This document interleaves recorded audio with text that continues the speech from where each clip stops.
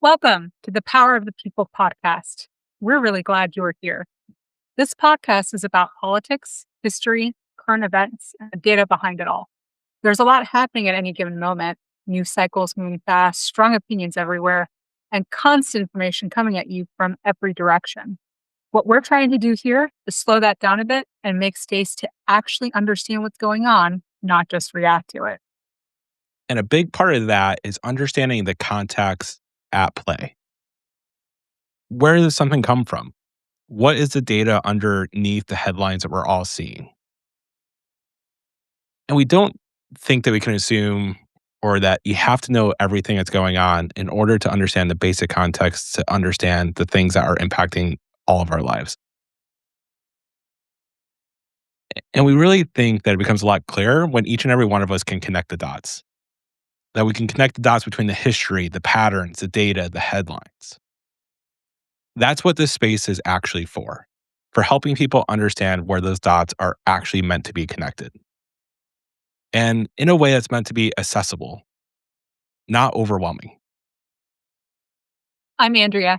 I own Creative Expression, the production company behind Power of the People. I grew up in the DMV and have always been interested in the why this, why now side of things, particularly when it comes to federal decisions and the current state of affairs in America. I like understanding how events connect over time, how patterns repeat, how history echoes forward, and how context changes the way we interpret what's happening today. And I'm Chris. My perspective largely comes from years of management consulting and public service. And I've always been drawn to the sort of systems approach to understanding what is really going on, and the conversations that also take shape because of those systems.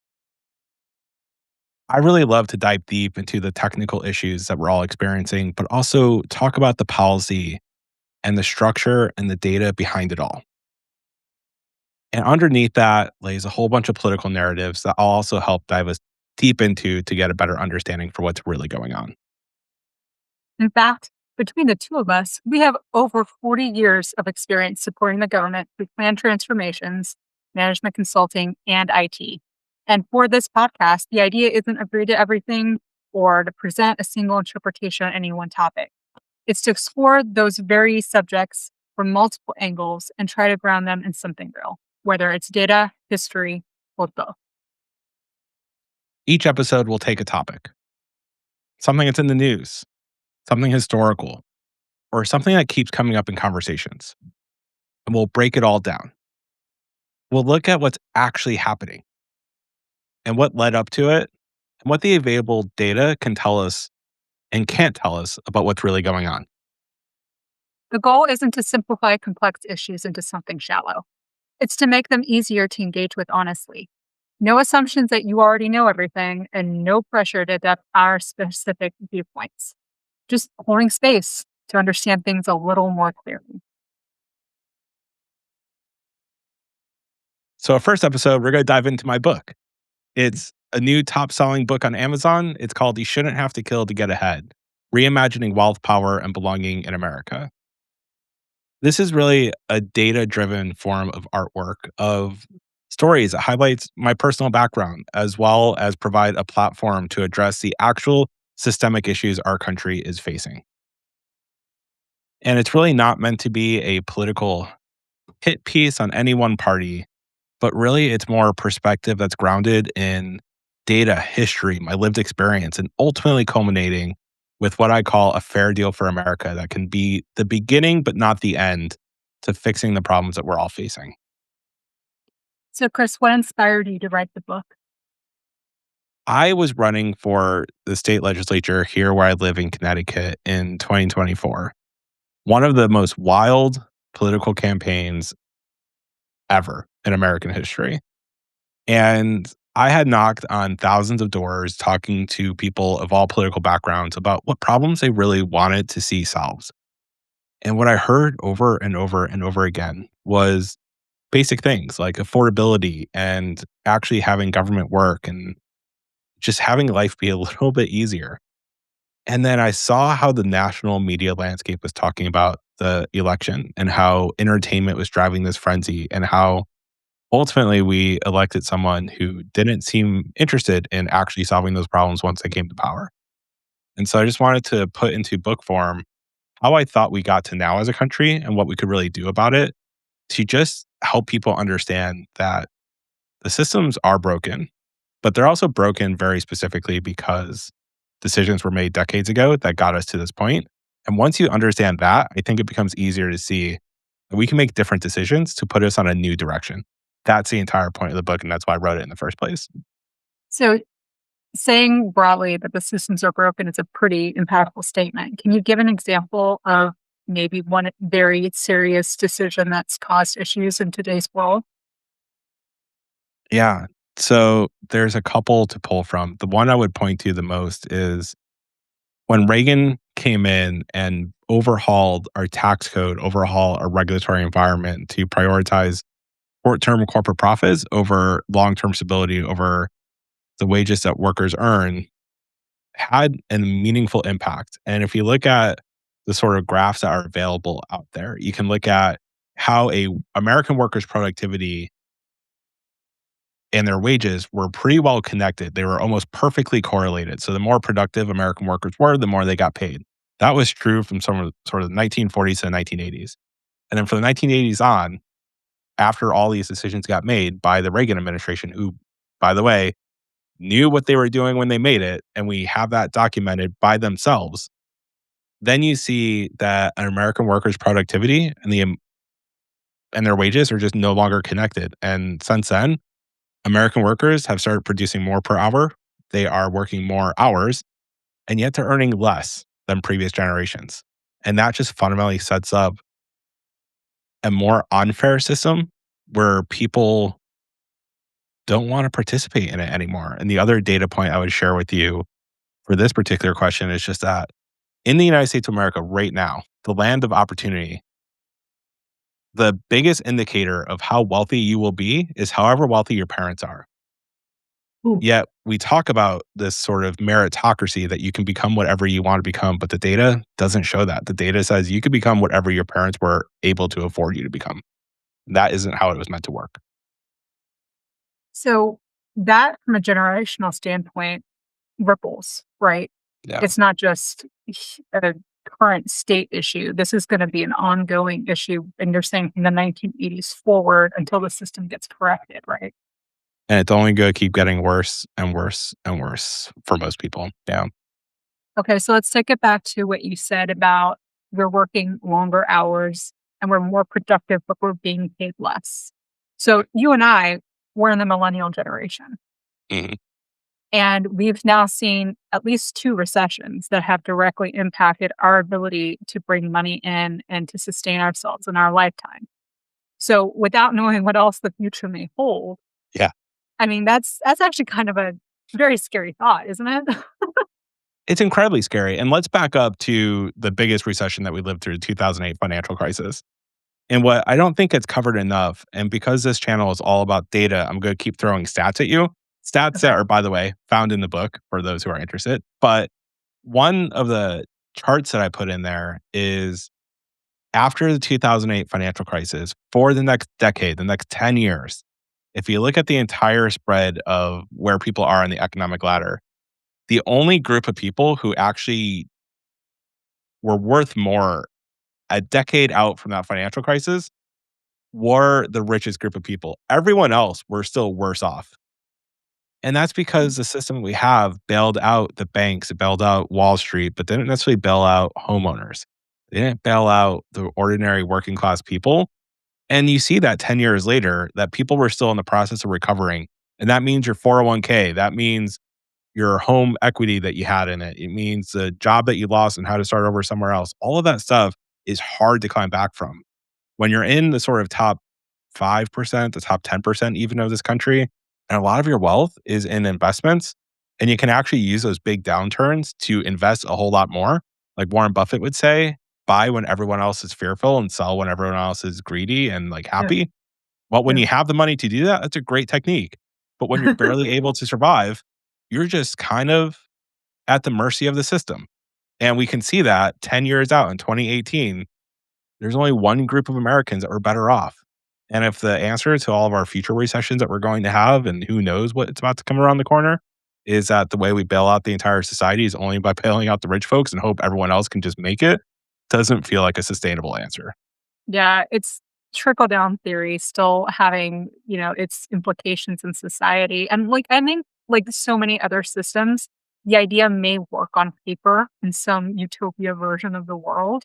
Like communism works on paper, but what it doesn't factor in is human selfishness and corporate greed and just all the nuances that creates the hiccups in the system that actually prevents it from working the way maybe it's intended.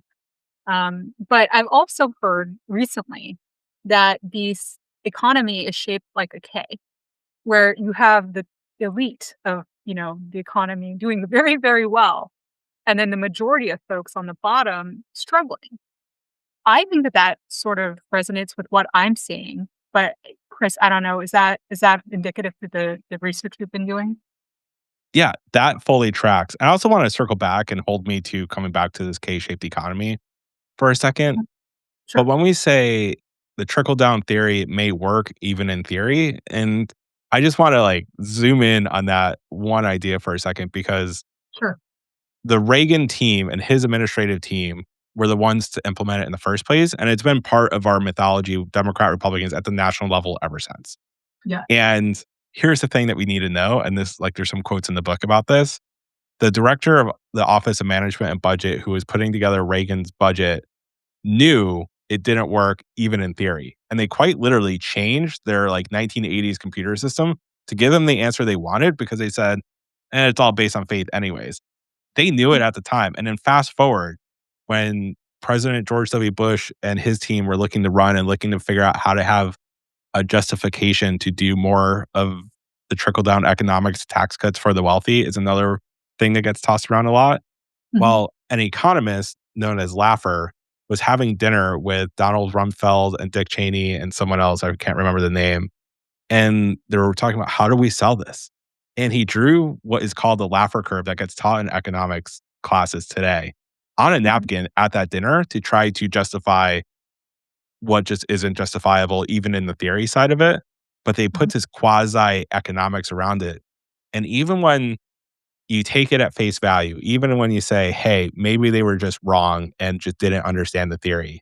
Well, a ton of countries, a ton of economics professors have actually done studies, even with this faulty theory. And it shows, the research shows that even with this sort of false premise, and for people that don't understand the Laffer curve is basically, it looks like an upside down U. And the basic argument of it is marginal tax rates, that if you tax too much, you will remove people's incentives to work more. So you'll actually have diminishing returns. So there's supposed to be some sweet spot to like have a mm, perfect tax rate. And the modern Republican Party uses that argument to say we always need to go less. We're way over that line. We're way on the other side of this fictitious curve. But yet, when the actual economists do the research, they realize the marginal tax rate for like the wealthiest Americans that you actually start getting diminishing returns at is like somewhere between 70 and 80%. We are in like single digits in this country for the richest Americans. We're not even close to it. yeah. So, long story short, in theory, it doesn't work. Well, another thing that I've heard is that the golden era of America, the post World War II boom, economic boom that we had, I mean, the tax rate for the wealthy was like 90%. That was under Eisenhower. And he Yep. was forcing the reinvestment back into the country, not let's go fund more wars, not let's figure out, how we can give tax breaks. It was no, we have a bunch of money. Let's make sure the system is continuing to work. 100%. And you know what? We still had rich people. We still had people working their butt off to become rich. It wasn't like with an effective tax rate or marginal tax rate of 90% that a whole bunch of rich people are like, it's not worth it. I just not even go bother working anymore. It's just not what it was. So to pretend like any increase in marginal tax rates for the richest Americans would do that is just not a good argument if you actually look at the underlying data. Yeah.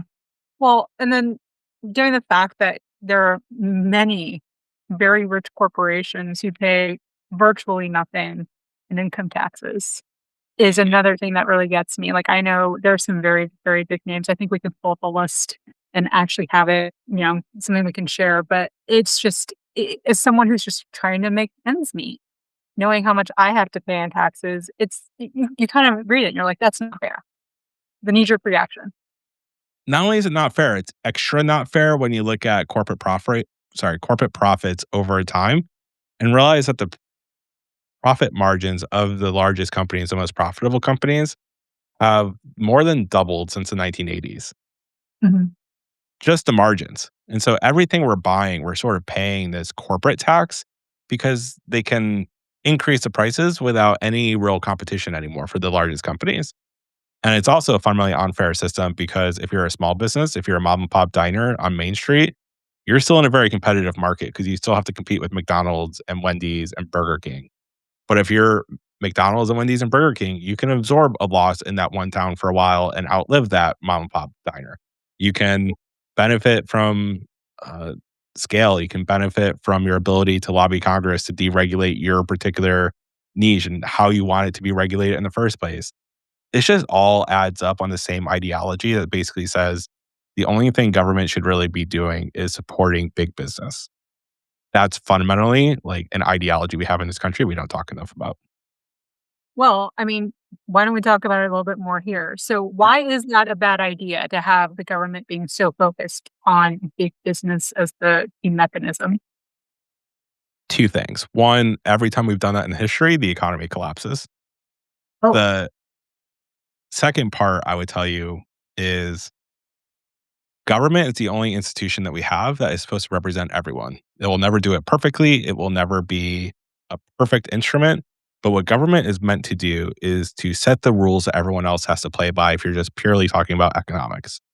mhm. If you sit in economics class, you talk about a free market, you talk about people being able to leave and enter the market. But the thing that allows that market to exist in the first place is the sort of like contracts and rule of law and having a currency and having all these rules that the government uses to establish that market in the first place. So there's no such thing as a perfectly free market. Every market is governed by some set of rules, and those rules tend to benefit one group over another. And when you take those rules and benefit the companies that are the largest ones, what you by default get is an unfair advantage to squeeze out everyone else. And these companies who are incentivized to increase their own profits will use that leverage to do exactly that. And that's also why you've seen a massive consolidation in American corporations in the last 40 years. The idea that we have a bunch of competition for the largest companies just largely isn't true. And we see it when like issues happen. When one large egg producer starts to have to deal with the bird flu, egg prices go through the roof. When three of the meat producers control 80% of the market or whatever it is, they start raising the price of meat whenever a crisis hits. When you have one baby food supplier funding, like supplying 75% of the market, when you have, and it's just, you can go down the list. When you go through your grocery store and try to buy some toothpaste or wherever you buy toothpaste from, you think you have a whole bunch of choices. It's only like a handful of companies that actually own all of those brands. So, And that's not just localized to the food industry either. It's also in no, social media and telecom. It's actually a really prevalent thing that it's behind the scenes, so we don't necessarily know about or think to research. But that's happening over and over again throughout the economy. 100%. And it's to your point, exactly, hidden behind these brand names that feel like they're different brands, but are really the same corporation. And that's something hard to pull apart for your average American. And it's easy. People who are car enthusiasts know that every car brand has different brands associated with it, right? You have your sort of cheap brand, you have your everyday brand, you have your luxury brand, but it's still the same car company. So they're Mhm. not going to compete with each other. They're organized to actually work together. That's why in Lexus you have a whole bunch of Toyota parts. It's the same company. Of course you would. Yeah. Um, but yeah, Well, it was funny. I noticed it through, like, cereal. yeah. Something caused me to look up, like, something that was derived from Kellogg's, and I started to realize that there was a whole family of brand names that I just didn't know were interconnected. So, I mean, it's somewhere along the way in the 20th century, I'm assuming we just stopped busting monopolies. Did we get lazy? It's not that we got lazy. It's fundamentally what happened is we allowed money to play a huge role in our politics. And there's a Uh, couple of Supreme Court cases that really enabled that. The one that everyone talks about is Citizens United. There's another one about the same time. It's the name of it isn't that important. Functionally, we basically allowed a whole bunch of unlimited, what we call dark money, or money that doesn't have to be declared of where it comes from or how it gets spent, into our political system. And when you look at the data of how much money gets spent on US presidential races, it's an exponential curve up. And then if you look at the benefits that large corporation gets from the government, whether they be subsidies or deregulation or just straight up tax government contracts, they get trillions of dollars of benefits every single year from it. Meanwhile, like, we're all struggling to pay our taxes and like survive. And these corporations who have a whole lot of lobbying power, and the biggest lobbying industry in the US right now, I believe, is big tech. And so if you want to wonder why we don't have AI guardrails and why we don't have social media guardrails and why we don't have data privacy, follow the money is fundamentally a part of our political system that keeps the sort of economic system going. so if I'm looking between the lines of what you're saying, Chris, it almost sounds like the more money you have, just the better the chance that you will continue to remain in power and influence. Because once you're there, you just need to sustain it. You don't need to earn more money necessarily, right? Yep. And here's a data point for you. A billionaire today is 4,000 times more likely to actually hold political office than a working class person. How are they representative of America? They're not. But if you look at our current administration here in the United States, how many Mhm. billionaires are in the Trump administration? A And oh, lot? by the way, like, Democrats at the national level tend to have a couple billionaires in their administrations, less, but still a few. In the UK right now, there's billionaires that have been in the prime minister recently. Like, and that's to your point, once you get so much money that you don't actually have to work anymore and that money just keeps earning more money, it allows you a whole lot of access that people who do have to work for a living, who don't have as much discretionary income, you just don't get the same level of access. I hate to say it, but you just don't. That's the reality of the world we're living in, I guess. Yeah. Um, but I mean, given the fact that we have billionaires in office and they're able to throw around a lot of money, and if I'm not mistaken, it's all connected back to the Citizens United case where they corporations were recognized as people, something like that. Can you go into this further? Yeah, so the basic logic that the Supreme Court said, which I completely disagree with and just think we need to pass a law to make their entire Supreme Court, decision in this case irrelevant, is they basically said that money is a form of speech and corporations are a person that are entitled to freedom of speech. So therefore, Wow. they should be able to spend unlimited money on campaigns as much as they want. And here's the thing that most people, I think, don't understand is what's the system we actually had before that? Because companies and like our parents, our grandparents' generation would recognize that their companies had political action committees. They didn't have super political action committees, which is called a super PAC. And the fundamental difference between the sort of ability of a company that our parents or grandparents used to work for before the 1980s and 90s, before long before Citizens United, was basically a company that you might be working for could have its own political action committee and can make one donation in modern terms for each individual candidate about $5,000. That was it. It had to be declared. They had to see where it was coming from, whatnot. So if you live in Eastern Connecticut like I do, the Electric Boat makes nuclear submarines. They may want to donate to a political candidate. That entire company could max out one donation to that candidate per election cycle. And then their employees could also donate if they so chose. And that political action committee might tell them, hey, it's in your benefit for us as a company, whatever. Like, but that's all they got. And you, as an individual person, if you had the money, could donate $5,000, and every other worker could donate $5,000. That price probably sounds unlikely for most everyday people. But, if you get 100 employees together donating $50, like, that also gets you there. And so it was like there was always a role for companies in politics in a weird way, but it Yeah. was easily balanced, I guess is the point I'm trying to make. Once super PACs became a thing and a company can say, hey, I'm not even going to donate $5,000 to you. I'm just going to form the super PAC that's going to support you. We're not going to coordinate, but everything I'm going to run as an ad is just going to support my preferred candidate, and I don't have to disclose any of it. Now you get a couple billionaires together, and we saw this very prevalently in 2024. Elon Musk getting involved in and offering people millions of dollars to run sort of, hey, show up to vote. And like, by the way, like if you love freedom, vote for Republicans is sort of like their going on message. Because what they're really trying to get people to vote for is tax cuts for the rich. But they're trying to dress it up in every other way possible. And by the way, like there's real debates that we should get back to as a country between Democrats and Republicans, but these modern debates our national parties are having are not reflective of what most people want. And the ability of these companies or the billionaires themselves who own them to just basically donate millions of dollars and then get trillions of dollars of benefit from it is probably the biggest racket you can possibly imagine. And by convincing constituents that it's for them when it's hurting them in the long run because it's the largest, it's transferring more wealth to the wealthy at the end of the day. Yeah, and here's some fun stats for you. Not so fun stats, I should say. Depending on the research you read, there is somewhere between 50 to 90 trillion dollars worth of wealth that has been redistributed from working class people to the rich in the last 50 years. And so we always talk about in the sort of, if you go online right now to some political Facebook groups or whatever, MAGA, Republicans, different groups will say like redistribution is communism, socialism, whatnot. Well, what about the redistribution of working class money to the wealthy? Like that's been Yeah. going on for decades now. And the only fix for that is to take it all back and i.e. redistribute the wealth from the people that have it to the people it was taken from. And also it's part of the reason why we have a nearly $40 trillion deficit, by the way, as a country, which can't be sustainable. So one of the things I call out in my book is really, let's focus on the data. And that's what we're trying to do with this channel. Let's focus with the actual historical context and let's throw out the jargon that people get tied up around, like, what team are you on? Because these teams don't make sense anymore.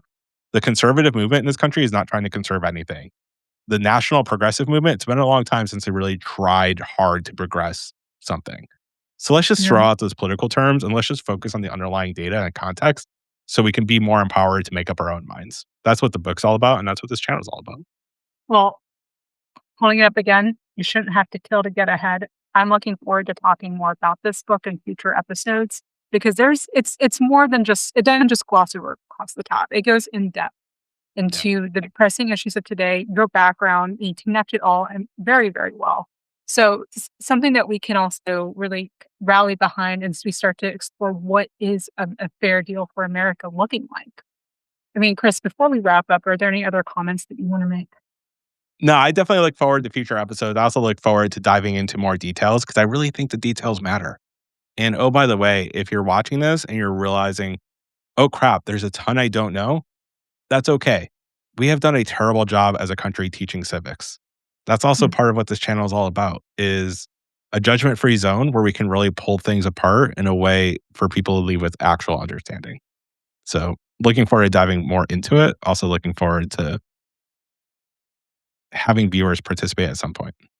Yeah. I mean, we have an email. You're welcome to reach out. Let us know if you have topics, questions, things that you want us to explore. It's kpoppodcast@gmail.com. And now that we're at the end of the episode, this has been the Power of the People podcast. Our focus is on stepping back from the face of current events and looking at the context behind them, how politics, history, and data connect to shape what we're seeing today. We try to make space for clear understanding without assuming answers are simple or already known. Yeah. And just thank you for spending this time with us. And if you're interested in helping us really understand what topics you would like us to dive into, drop us a line. Let us know. Drop a comment below wherever you're seeing this video. Send us an email. And I'm looking forward to getting back soon with another conversation. And we're really going to just spend a whole lot of time continuing to break things down, sharing actual data, and really try to get underneath the headlines. So I'm glad that we're doing this, and I hope that everyone watching will be part of this journey with us and genuinely drop us a line for topics you want us to cover. That's a wrap. Have a good one, folks.